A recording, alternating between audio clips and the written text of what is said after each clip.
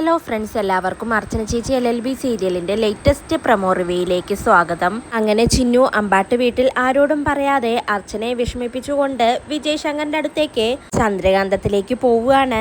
അമ്പാട്ടിലാണെങ്കിൽ എല്ലാവരും തന്നെ അതിരാവിലെ ചിന്നുവിനെ കാണാതാവുമ്പോൾ ആകെ പേടിക്കുന്നുണ്ട്. അങ്ങനെ അർച്ചന ഫോണെടുത്ത് ചിന്നുവിനെ വിളിക്കുകയാണ്. ചിന്നു ഇപ്പോൾ ഫോണെടുത്ത് സംസാരിക്കുന്നുണ്ട്. ഞാനൊരു സമാധാനത്തിനും ഒരു റിലീഫ് കിട്ടാനും വേണ്ടിയിട്ടാണ് എൻ്റെ അച്ഛൻ്റെ അടുത്തേക്ക് വന്നത്. ഇനി എന്തായാലും കുറച്ച് ദിവസം ഞാൻ എൻ്റെ അച്ഛൻ്റെ അടുത്താണ് നിൽക്കുന്നതെന്ന് ചിന്നു അങ്ങനെ പറയുമ്പോൾ അർച്ചനയ്ക്ക് ഒരുപാട് സങ്കടാവുന്നുണ്ട്. തൻ്റെ മോൾ തന്നിൽ നിന്നും അകന്നു പോവുകയാണോ എന്ന് അർച്ചനയ്ക്ക് തോന്നുകയാണ്.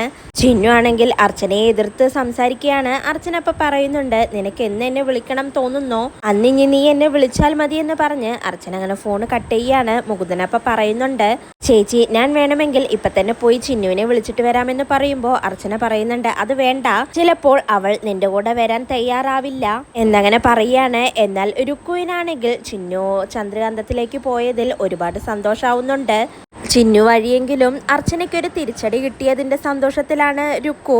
പിന്നീട് അർച്ചനയും മുകുന്ദനും എല്ലാവരും തന്നെ ചിന്നുവിനെ കുറിച്ച് സംസാരിക്കുകയാണ്. രുക്കു അപ്പൊ പറയുന്നുണ്ട്, വേറെ ആരുടെയും കുഴപ്പം കൊണ്ടൊന്നുമല്ല, അർച്ചനേച്ചിയുടെ കുഴപ്പം കൊണ്ട് തന്നെയാണ് ചിന്നു ഇവിടെ നിന്നും വിട്ട് അവളുടെ അച്ഛൻ്റെ അടുത്തേക്ക് പോയത്. ഈ വീട്ടിൽ ചിന്നുവിന് ഒരു ഫ്രീഡം ഉണ്ടോ? ചിന്നുവിന് മാത്രമല്ല ആർക്കും തന്നെ ഒരു സ്വാതന്ത്ര്യമില്ല.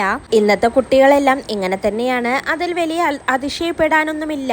ചിന്നുവിന് ഇവിടെ മടുത്തിട്ടുണ്ടാവും. അതുകൊണ്ടാണ് ചിന്നു തന്റെ അച്ഛൻ്റെ അടുത്തേക്ക് പോയതെന്ന് രുക്കു അങ്ങനെ അർച്ചനയെ കുറ്റപ്പെടുത്തിക്കൊണ്ട് സംസാരിക്കുകയാണ്. ഇത് കേട്ട് അർച്ചനയ്ക്ക് ഒട്ടും തന്നെ സഹിക്കുന്നില്ല, ആകെ സങ്കടാവുകയാണ്. പിന്നീട് ശില്പ ഒരു വക്കീലിനെ അന്വേഷിച്ച് വക്കീൽ ഓഫീസിലെത്തുകയാണ്. അങ്ങനെ അവിടെ വെച്ച് ശില്പ കണ്ടുമുട്ടുന്നത് ദീപ്തിയെയാണ്. പിന്നീട് ശില്പ അങ്ങനെ ദീപ്തിയോട് സംസാരിക്കുന്നുണ്ട്. ശില്പയെ കാണുന്നതും ദീപ്തിക്ക് ആളെ മനസ്സിലാവുകയാണ്. ദീപ്തി എങ്ങനെയെങ്കിലും ശില്പയെ തന്റെ കൈകളിലാക്കാൻ വേണ്ടി ശില്പയോട് നന്നായി സംസാരിക്കുന്നുണ്ട്. എന്തിനാണ് ശില്പ ഇങ്ങോട്ടേക്ക് വന്നത്, വല്ല കേസിന്റെ ആവശ്യത്തിന് വേണ്ടിയാണോ എന്ന് ദീപ്തി അങ്ങനെ ചോദിക്കുമ്പോൾ ശില്പ പറയുന്നുണ്ട്, അതെ, ഒരു കേസിന്റെ ആവശ്യത്തിന് വേണ്ടി ഒരു വക്കീലിനെ അന്വേഷിച്ചു വന്നതാണ്. ഇത്ര ക്യാഷ് വേണമെങ്കിലും ഞാൻ മേഡത്തിന് തരാം, എന്റെ കേസ് മേഡം തന്നെ ഏറ്റെടുക്കണം, എനിക്ക് ഈ കേസ് നടത്തി തരണമെന്ന് ശില്പ അങ്ങനെ ദീപ്തിയോട് പറയുകയാണ്. ദീപ്തിയാണെങ്കിൽ തേടിയ വള്ളി കാലിൽ ചുറ്റിയതുപോലെ ചുവിന്റെ കേസ് തെളിയിക്കാനായി ശില്പയെ തന്റെ കൈകളിൽ കിട്ടിയതും വിടാതെ തന്നെ പിടിച്ചിരിക്കുകയാണ്.